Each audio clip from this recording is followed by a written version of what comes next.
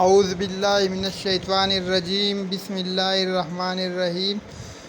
صحیح بخاری کی حدیث پاک ہے، ایک خاتون رسول اللہ صلی اللہ علیہ وسلم کے پاس آئی اور عرض کیا کہ میری والدہ نے حج کرنے کی نذر مانی تھی اور وہ ادائیگی سے پہلے ہی وفات پا گئی، کیا میں ان کی طرف سے حج کر لوں؟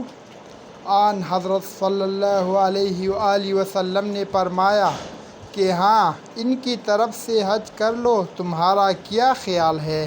اگر تمہاری والدہ پر قرض ہوتا تو تم اسے پورا کرتے؟ انہوں نے کہا کہ ہاں۔